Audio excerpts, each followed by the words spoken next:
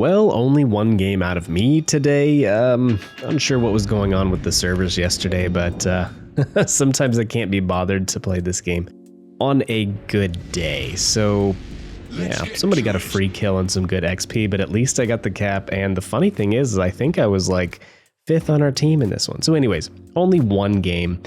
We have another legendary Commonwealth campaign here. After the Risbon, now we have Vampire 2. So it's cool to see another legendary campaign. I like that. That is great. It looks like a daring, but it has quite a few differences. In a nutshell, I would say you are more of a gunboaty daring with a faster reload and only one rack of torpedoes. The consumables would be the next place to look. Your 6 short burst Sprit smokes are replaced by this, a 100-second action time smoke that you can find on other Commonwealth ships like the Perth and the Mysore, I think it is. You can creep forward or backwards and remain concealed. You also drop the heals for an 8% speed boost, which is nice, but also, it's not nice. We'll get to that. Daring is really slow, so it's good to have this, I suppose, but we'll kind of unpack that later. You also get a better sonar with a 4.3 kilometer ship detect, I believe, instead of 3.5. So that is an upgrade. Since the guns are our main focus, we set ours up accordingly. It is British in essence, so you have a prop mod built in. Otherwise, basically the same gunboat build that I would normally do on any other ship. Our commander here is Mr. Hector Waller, and Hector is designed to keep you alive at all costs and also is really good at gunboating. You're going to have incoming fire dispersion here and also rudder shift time. This could be an interesting agile cruiser build. If you are a degenerate, you could look into that. Otherwise, we're using Observant Rage. Stand or fall, interesting choice here in slot 2, and you have a lot of interesting choices, and with this commander, you can do some weird stuff. But I like stand or fall here. I think it is very good. If you lose half of your health, you're going to have a 10% faster reload. You do not have heals in this ship, so there's a good chance after your first DD fight in a cap, you'll be half health and you'll have a 10% faster reload the rest of the game. You lose out on some conceal there, so that is why I went with a double conceal inspiration build. Beyond that, perceptive, and in slot 4 here we have an interesting one, Scrap Iron Flotilla. Basically, you're going to receive less damage the lower your HP pool. And if you had this at 16.4 maxed out, it would be a 20% buff and reduction to your damage. If you were, I think half health is what I calculated it as, but I don't know, I'd have to recheck that now. I did not write it down. So that could be interesting. I used sidestep in the game I'm going to show you, although I decided to not use it. It's great for farming capital ships, but also your shells are very, very floaty. So we're testing this out for now. Beyond Unstoppable, it's hard not to use Unstoppable because your engine is going to get knocked in a daring class destroyer like this, especially if you open water gunboat, you will lose your engine. So if you're not using Unstoppable, then you have to take quick fix here and you can still do your double conceal build with Swirsky and Bay. But it didn't give me the opportunity to really test this out. Steadfast Soldier. I will say if this were 16.4 and you dumped a lot of resources in here, then you would have a 60% less chance of getting your engine knocked, and then this might be worth it. And the special effect is also cool. You auto repair your DD if you're within 4.55 or 5.5 kilometers of an enemy. So very situational, but it could be interesting if you want to dump the resources in it to make it 16.4. But really, for the past 5 years, I've never been able to play a DD without Unstoppable or Quick Fix. It's a bit of a death sentence, in my opinion. That takes us up to the stats. On paper, you are going to have one of the best DPMs for destroyers at Legendary tier. In AP, I think you're in the #1 slot, although HE, the gearing might edge you out. It is truly a monster. If you thought the daring was pretty deadly with her guns, you get 3/10 of a faster base reload on Vampire, so very, very scary ship here. Now the trade-off is only one rack of torpedoes. Now they are slightly better, longer 12 km range and a much faster reload. Overall, the Torp DPM is still less than daring, but with the faster reload, it's not as bad as you think. You are slow like daring and less maneuverable, but you are more stealthy by 1/10 of a kilometer. Our solo feature today is going to be on Mountain Range. Sorry about the only one gameplay, kind of pressed for time. And then when I logged in to try to get some more matches, the server connectivity issue thing happened, and I was like, Xbox off. No more, no moss, please. So yes, this game did turn into a certifiable banger though, so you guys will not be disappointed. This shows what the Vampire 2 can absolutely do in capable hands. Not my hands. This was the only good match I got in this thing yesterday, if I'm being honest. It is not a very forgiving destroyer to play for a couple reasons that I'll get into. But what I will say about Vampire 2 is this is a cap contester through and through, and that is exactly what we are going to do at the beginning of this match. Now, we're going to keep an eye on what our battleships are doing versus the enemy mid-spawn ships, and that has to be a deciding factor on what you should do. Like, should you run or should you stay and contest the cap? So yes, very good cap contester. We were checking the boards earlier and we saw 2 ships to watch out for. One of them is a Minotaur. It could have radar. I'm hedging my bets that it is not a radar Minotaur. There's only a small percentage of them that really are. And I like to play this game where I look at the gamer tag of the player on Xbox or PlayStation and decide if they strike me as a radar Minotaur type of Chad. And looking at the enemy Mina's name, I decided to roll the dice here, okay?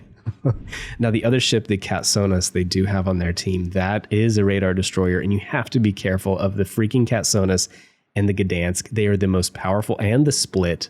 I can't leave the Split out.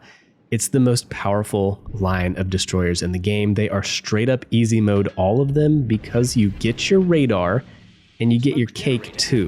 You can run Fox Flare, and on Gdansk and Katsonas, I believe it's a 30-second radar. It might be 25 seconds on Katsonas. But when you pop your smoke, your radar duration continues. So yes, you basically get smoke radar for 30 seconds and an increase to your reload. The ships with Fox Flare are extremely, extremely busted, very, very strong.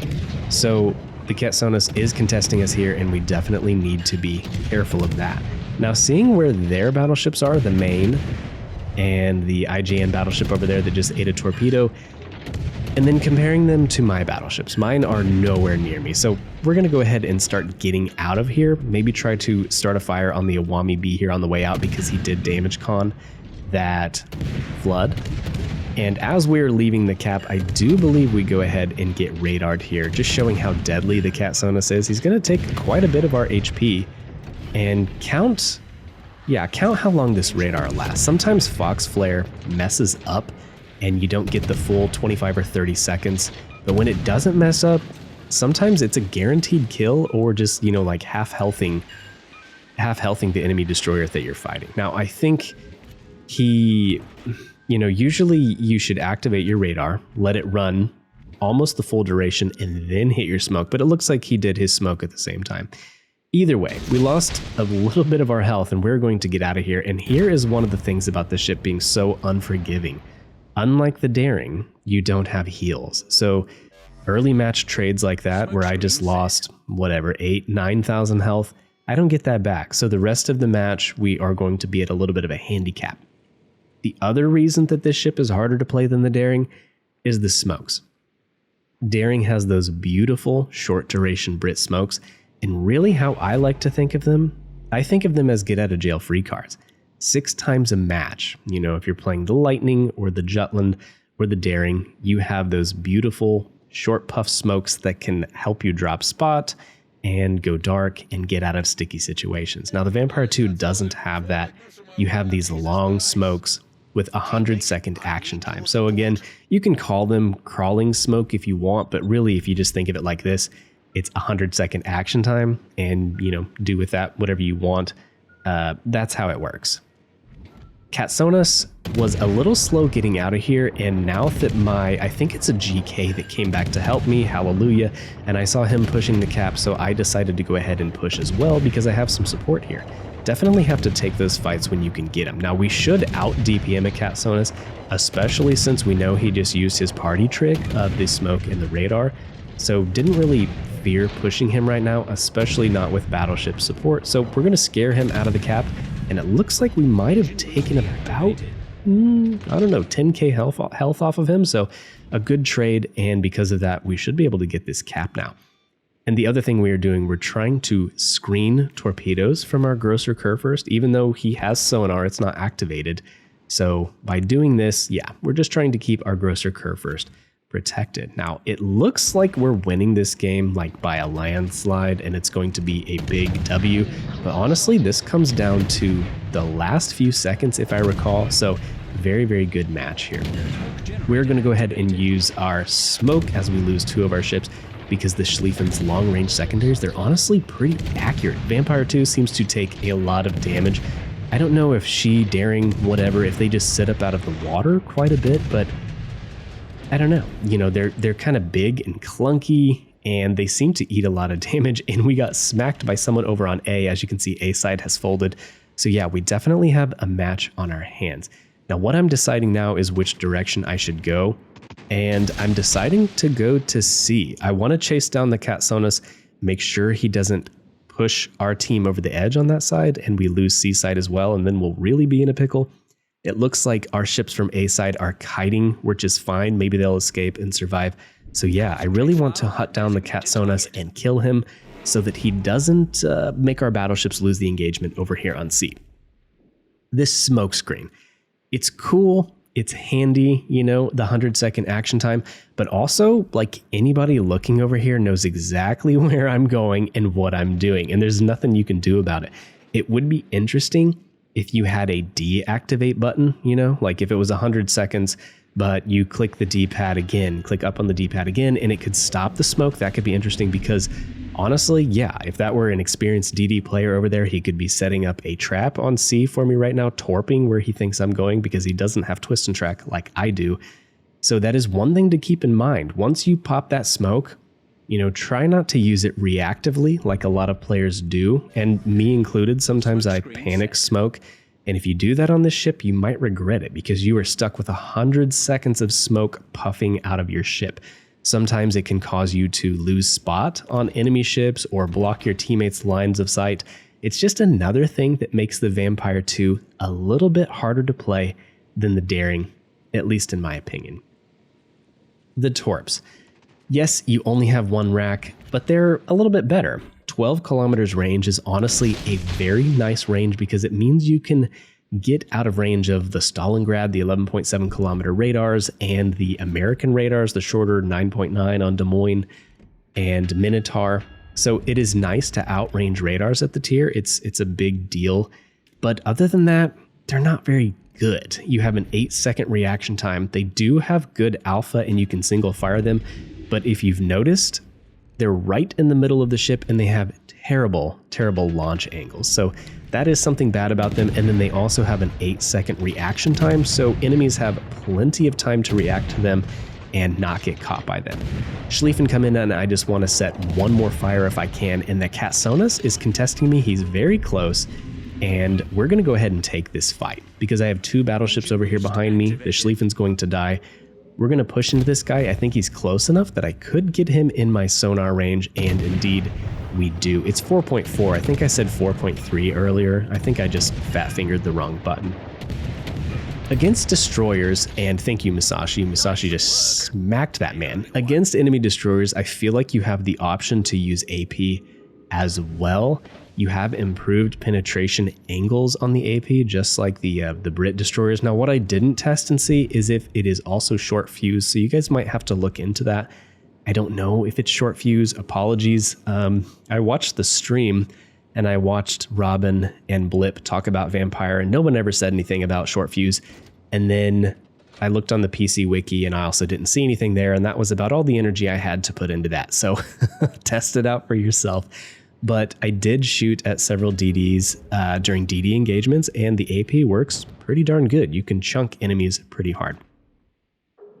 Okay, we're going to finish getting this cap, and look at the flow of battle. I think a lot of players screw up at this point, so you could rush headlong into B. But if you look behind me, my battleships are kind of way behind me, so we need to wait until we can fight the red team as a cohesive unit. So my battleships can be in position to spot and tank, because otherwise, if I smoke up, we're not going to have any line of sight on them. So really, I need my teammates to catch up We're going to move into B, see if we can spot the enemies. I think there is a Carnot, a Luria, and the Minotaur that we were talking about earlier, and they are headed this way.